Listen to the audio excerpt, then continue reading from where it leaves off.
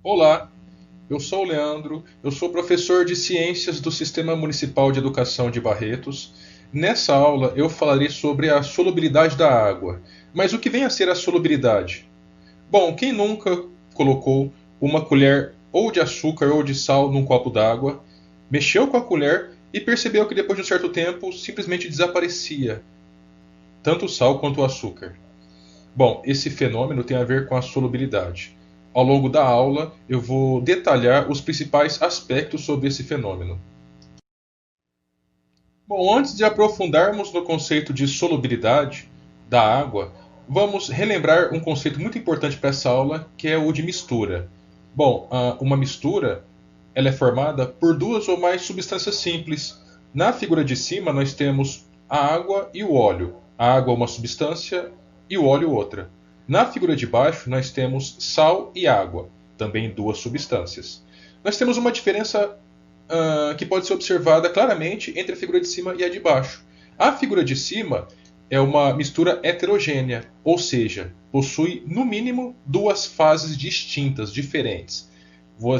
Nós conseguimos diferenciar claramente o óleo na parte de cima da mistura e a água na parte de baixo.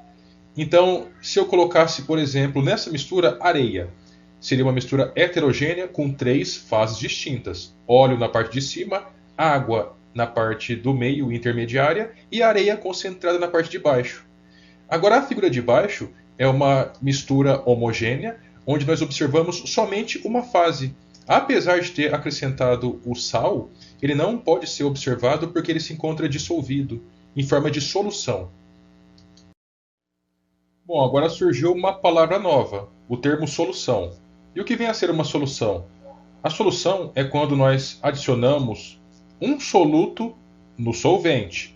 Nessa figura, o soluto é algo sólido dentro de uma colher que está sendo colocado juntamente com um solvente. Então, o soluto é uma substância que será dissolvida. Será dissolvida em quem? No solvente. Então, como exemplo, nós podemos falar que a água seria um solvente e o sal seria um soluto. No entanto, o soluto não é sempre sólido, como o sal, como o açúcar. Ele pode apresentar vários formatos. Ele pode ser também um líquido ou um gás, como veremos nos próximos slides. Bom, agora algumas características que as soluções têm. Uma solução é sempre uma mistura homogênea entre duas ou mais substâncias, sempre homogênea e nunca heterogênea. Por exemplo, água e óleo é uma mistura onde nós observamos duas fases distintas. É uma mistura heterogênea, nunca é uma solução, não é uma solução. O processo utilizado para obter esse tipo de mistura, ou seja, uma mistura homogênea, é chamada de dissolução, que é o ato de dissolver o soluto no solvente, como podemos observar nessa figura no canto superior direito. E uma solução ela é sempre formada pela mistura entre um soluto e um solvente. Bom, e o que vem a ser dissolver? Respondo novamente da mesma forma que eu já falei anteriormente. É o ato de misturar um soluto em um solvente.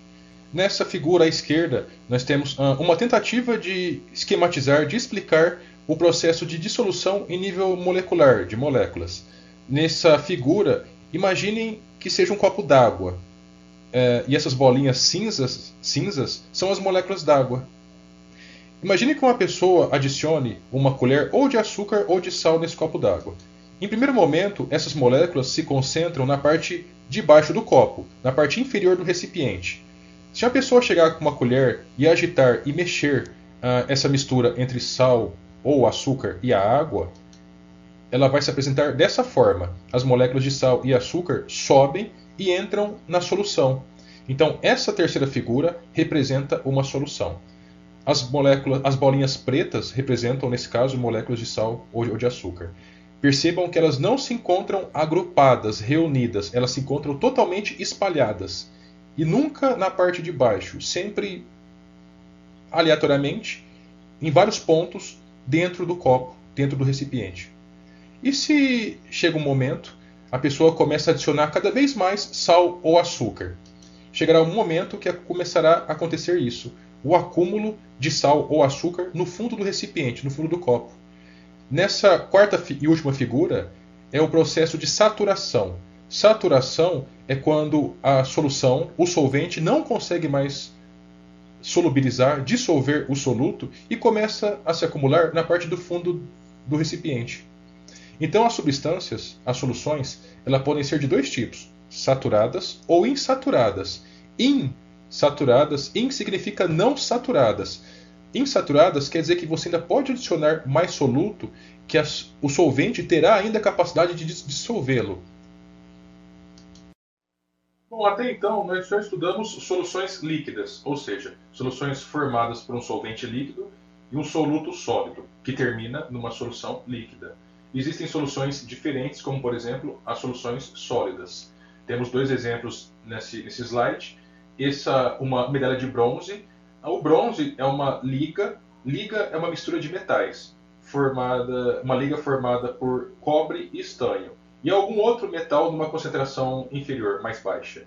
À direita nós temos o ouro 18 quilates, que é formado a partir da mistura de ouro, ou seja, 18 partes de ouro para 6 partes de um outro metal. Então, repetindo, uma solução sólida são soluções formadas apenas por solutos e solventes sólidos. Bom, os primeiros casos de soluções que nós vimos nessa aula são de soluções líquidas, ou seja, o solvente líquido, a água, e um soluto, um sólido, o açúcar ou o sal. Existem soluções também que, além do solvente líquido, o soluto, além de sólido, pode ser tanto gasoso quanto líquido, como por exemplo o álcool 70% ou 96%. 70% álcool significa 70 partes de álcool, etanol, para 30 partes de água. É uma solução. Outro caso de peixes respirando debaixo d'água. Os peixes eles respiram por meio das brânquias ou guelras. As brânquias elas têm a função de captar o oxigênio dissolvido na água, dissolvido na solução que é a água, né? E após respirarem, após utilizarem o oxigênio no seu organismo, os peixes liberam na expiração gás carbônico, que são essas bolhas que podemos observar nessa foto no canto superior direito. Um terceiro tipo de solução são as soluções gasosas, que tanto o soluto quanto o solvente são gases. Observamos na prática as soluções gasosas na composição química da nossa atmosfera, onde tem oxigênio, gás nitrogênio, gás argônio e uma diversidade de gases. Bom, já que o tema da aula, o título da aula é a solubilidade em água, o que vem a ser a solubilidade? Para entender o significado desse assunto, desse termo, vamos fazer uma demonstração ou uma observação. O que nós vamos fazer aqui não é um experimento. Experimento é quando nós temos uma dúvida sobre a explicação de um fenômeno e bolamos da nossa cabeça, da nossa própria imaginação, uma sequência de procedimentos para que a resposta dessa sequência de procedimentos explique a dúvida inicial da nossa cabeça. Como o que nós vamos fazer aqui é algo já pronto, uma receita já pronta, é apenas uma demonstração ou uma observação. Para essa demonstração ou observação, nós precisaremos de uma garrafa d'água, pode ser de 1,5 litro, de 2 litros, um copo de vidro ou de plástico, esse copo grande com volume de 200 ml, uma colher, um copinho descartável de café de 50 ml e sal e açúcar.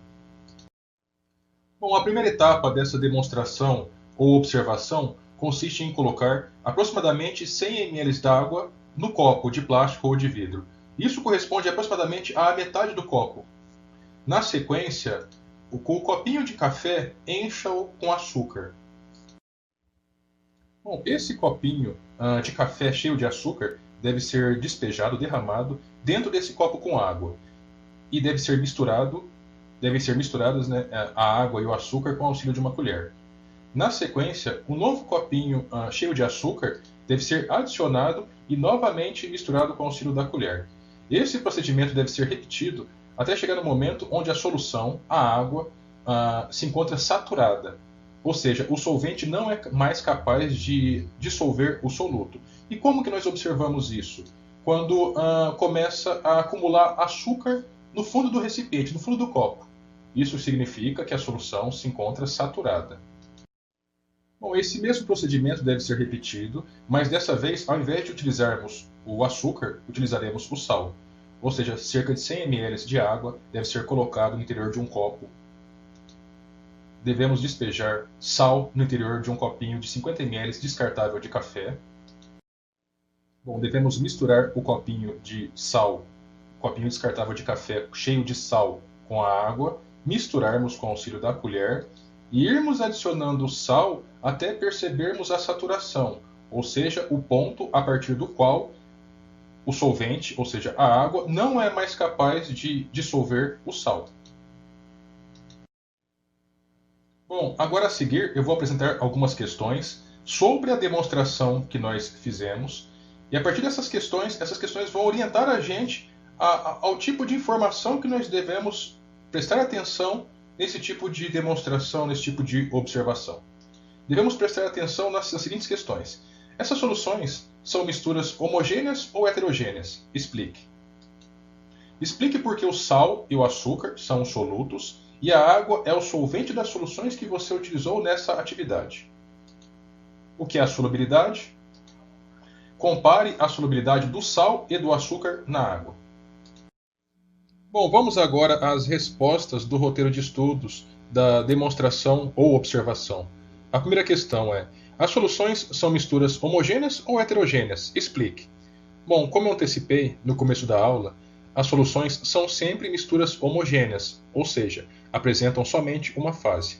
Misturas heterogêneas têm mais de uma fase e não tem essa separação entre soluto e solvente, não tem esse contato íntimo entre as substâncias que compõem a mistura. Bom, a segunda questão é: explique por que o sal e o açúcar são os solutos e a água é o solvente das soluções que você utilizou nessa atividade. Bom, lembrando que o solvente dissolve o soluto. O açúcar e o sal são solutos, portanto, eles são dissolvidos nessa demonstração que nós fizemos. E a água, por sua vez, é o solvente que dissolve o soluto. Bom, a terceira questão é: o que é a solubilidade? A solubilidade é a capacidade do soluto dissolver o solvente, ou seja, é uma quantidade de soluto que o solvente consegue dissolver em determinada temperatura. Até essa quantidade, que é a solubilidade, o solvente consegue dissolver. Acima dela, satura a solução. A solubilidade de uma substância num solvente depende da temperatura. Como exemplo, abaixo são dados informações sobre a solubilidade do sal na água, o sal soluto, a água solvente, em 3 diferentes temperaturas. A 0 graus, 100 ml de água, ou seja, meio copo de água, é capaz de dissolver 35,6 gramas de sal. Essa mesma quantidade de água em 25 graus Celsius, a 25 graus Celsius, consegue dissolver 35,9 gramas de sal. A 100 graus Celsius, que é a temperatura de fervura da água em nível do mar, 100 ml de água dissolvente é capaz de dissolver 39,1 gramas de sal. O que nós podemos observar é que, nesse caso, e em muitos outros, o aumento da temperatura facilita a solubilização, dissolver o solvente. E observamos isso na prática. Onde que é mais fácil dissolver o açúcar? Numa água fria, gelada ou numa água quente? Certamente, na maioria dos casos, a temperatura facilita na solubilidade. Bom, agora a última questão do roteiro é para fazer uma comparação entre a solubilidade do sal e do açúcar na água. Essa informação é obtida a partir dessa demonstração que nós fizemos. O aluno deve fazer em casa, cada um deve fazer em casa, com açúcar e com sal, e ver quantos copinhos de café cheio de açúcar ou de sal foram suficientes para poder saturar a solução, ou seja, começar a formar, acumular sal e açúcar no fundo do copo. Bom, vou levantar uma questão agora. E a solubilidade de uma solução já saturada? Ou seja, imagine uma solução que já tem uma quantidade máxima de soluto, que se eu colocar mais soluto, o solvente não é mais capaz de dissolver. Como exemplo, água e sal. Vamos imaginar que estamos na temperatura de 25 graus Celsius e nessa temperatura 100 ml de água é capaz de dissolver 35,9 gramas de sal. Então colocamos exatamente 100 ml d'água e 35,9 gramas de sal. A solução está saturada. Na sequência, nós adicionamos uma outra substância chamada permanganato de potássio.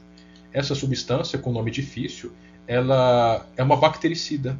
Ela mata algumas bactérias que eventualmente possam provocar dermatites e infecções na pele das pessoas, bebês principalmente.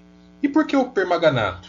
Porque se ele se dissolve, ele muda, altera a cor da solução. Então, ele é muito adequado. Fazendo esse tipo de teste, a gente percebe que mesmo uma solução estando saturada de uma substância, como exemplo o sal, ela não é saturada para uma outra substância. Então ela pode muito bem receber o permanganato de potássio, ou mesmo um açúcar, ou um outro soluto qualquer. Então, concluindo, a saturação de uma substância não quer dizer que está saturada para uma outra substância. Bom, esse era o conteúdo que eu gostaria de ter transmitido. Espero que tenham gostado e bons estudos a todos.